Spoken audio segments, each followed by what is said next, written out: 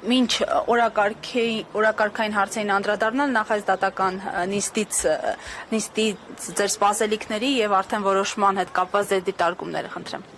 Ես կարծում եմ, որ այսօրվա իշխանության այս որոշումը, որը արտահայտվեց այս դատարանում,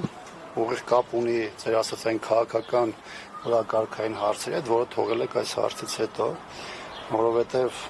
Արմեն Աշոտյանի կալիբրի գործիչների հետ կապված որոշումներում բնականաբար գլխավոր հիմքը ոչ միայն զուտ քաղաքականն է, այլ նաև քաղաքական այն իրադրային իրողությունները, որը կոնկրետ այս պահին գործում են, իսկ հայաստանյան ներքաղաքական դաշտը ալեկոծված է մեծ թվով իրադարձությունով, մի կողմից իշխանությունների կողմից հարձակումները մայաթորի նկատմամբ, մյուս կողմից քաղաքական ուժերից մասնապես հանրապետականի նախաձեռնած անվստահության գործընթացի հետ, որը իշխանության նաև արձագանքներից ակնհայտ է, թե որքան այն նյարդային խանգարումներ առաջացնում եւ բերում համապատասխան նաև բառապաշարի, այնպես որ ցավոք եմ արձանագրում, որ այսօրվա ներքաղաքական իրողություններին համահունչ այսօր որոշում ենք տեսել, որից քաղաքական գործիչների համար գոնե հիասթափվելը որևէ առումով կատեգորիա չէ։ Բնական է մենք որպես նաև ընկեր, որևէ ձևով չենք ուզում տեսնենք նախապան միջոցի տնային կալանքի երկարացում, բայց քաղաքական տեսանկյունից մեր համար ակնհայտ է ինչ է տեղի ունենում եւ ինչ է քաղաքական իշխանության այս որոշման հիմքում։ Պարոն Աբրամյանի, վերջո ինչ անել, որ ընդդիմության համար իմպիչմենտի գործընթացը դառնա արդյունավետ, որ դեպքում կդառնա ձեզ եւ նաեւ ինչով եք պայմանավորում հենց այս փուլում եկեղեցու թիրախավորման թեժացումը, որովհետեւ հիշում ենք 2018-ից նման պարբերական փորձեր եղել են։ Գիտեք, այսօր առաջին բանը, ինչը առավոտյան այդ զեղումներում ես տեսա, իշխող ուժի ղեկավարի առաջին բանը, որ մտքիս եկավ, բացի այն բոլոր վերլուծություններից, որոնք այս օրերին ես եւ շատ շատերն արել այն է, որ ամեն դեպքում իշխանությունը չի ներում մայրաթորին եւ նաեւ կաթողիկոսին 20-21 թվականի ժամանակահատվածում հստակ դիրքորոշում ունենալու երկրում ստեղծված իրավիճակից։ Այո, այդ ժամանակահատվածում իշխանությունը դեռ այն վիճակում չէր, որպեսզի իր հարձակումները այսպիսի տեմպով իրականացնել, եւ հիմա ինչ որ պահի իշխանության մոտ բացի քաղաքական եւ մնացած հանգամանքներից նաեւ այս վրեժի հանգամանքը կա։ Երկրորդը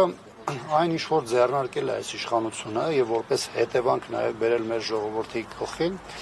շատ բանով դրա հետագա քայլերի, այսպես ասեմ, ճակերտավոր արդյունավետությունը կապված է մեր հանրային դիմադրությունից։ Մայրաթորը դարերով ոչ միայն հիմա եղել է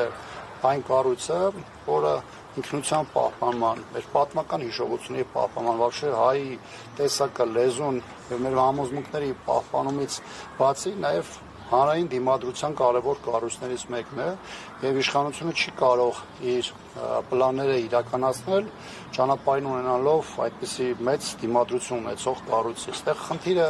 ոչ թե զուտ եկեղեցու համար քաղաքականն է, ոչ կոնկրետ անուններն, այլ այն, որ մայրաթորը դարեր շարունակ ունեցել է այդ ֆունկցիան, դիմագրավել է եւ ներքին եւ արտաքին բոլոր սպառնալիքներին եւ թշնամիներին եւ այս իրավիճակում թիրախավորվել է հենց իր հասարակության այն հատվածի կողմից, որը մեր երկիրը բերել է հասրել այս ողբերգական կետին։ Ես կարծում եմ սրա մեջ նաև որոշակիորեն պետք է տեսնել ներքաղաքական առումով նաև նախընտրական որոշակի գործողությունների կոնտեքստ։ Սա արտահայտվում է ոչ միայն եկեղեցու դեմ, բայց սարսափելի գործողություններով, այլ առհասարակ այն բառապաշարով, որով իշխող ուժի ղեկավարը եւ նրա հատկապես մի քանի թիմակիցներ շփվում են հասարակության եւ հասարակության տարբեր շերտերի հետ։ Նաեւ ուզում եմ համեմատության մեջ հիշեցնել, որ 2018 թվականն այս իշխանության հիմքում այդ փոփոխությունները նրանց ասած դա ատելություններ, հասարակական տարբեր խմբերի նաեւ բախումներ տանելներ եւ հիմա էլ իշխանությունը պահելու եւ դրա երկրաձգումն ապահովելու հիմնական ուղղություններից մեկը, որը որպես գործիք կիրառում է կրկին ներհասարական բախում ստեղծելն է։ Բաժանիր, որ տիրեցի այլընտրանքը որն է ձեր կողմից։ Հեսա կարծեմ։ Նաև պետք է հստակ հասկանալ, որ այն քաղաքական խումբը, որ այսօր պետության ղեկին է, որևէ բանի առաջ չի կանգնի, ընդհանուր արյունահեղության կտանի, միայն թե կարողանա իշխանությունը պահել, նաև օգտվելով իր արտաքին հովանավորների նաև հնարավորություններից։ Հիմա քաղաքական այս իրավիճակը նաև որոշակի բնականաբար փոխկապակցություն ունի այն գործընթացի հետ, որը այսօր ծավալվել է իշխանության դեմ,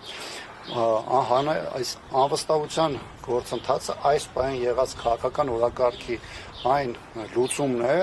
որը ունակ է նաև մոբիլիզացնելու մեր հանրային քաղաքական տարբեր խմբերին։ Հիմա որքան էլ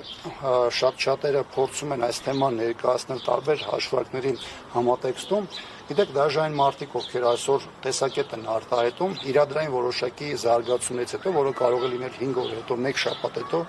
նրանք նույնիսկ իրենց դիրքորոշման մեջ կարող են փոփոխություն ունենալ։ Եվ այս իրավիճակում քանի չկա քաղաքական այլընտրանքը, որևէ այլ օրակարգ եւ դաշտում բացի անվստահության գործընթացից, որը գոնե մաքուր ընդդիմության առաջարկ է, մնացածը վերաբերում է իշխանության առաջ բերած տարբեր արհեստական օրակարգերի, բնականաբար այս իրավիճակում պետք է բռնել եղած հնարավորություններից եւ փորձել քաղաքական համախմբումը ապահովել դրա հիման վրա։ Երբ որ այս իրավիճակում քաղաքական այլ սուբյեկտների կողմից, ովքեր դիրքավորվեն ընդդիմադիր հատվածում, առաջ քաշվի նաև քաղաքական այլ օրակարգ, դա բնականաբար կդառնա քննարկման առիթ եւ քննարկման առարկա եւ մենք էլ որպես այդպեսինք փորձենք իրավիճակը գնահատել եւ մեր նախաձեռնությունները տեղավորեցնել այդ ակտուալության շրջանակներում։ Հասկանալի, շնորհակալություն։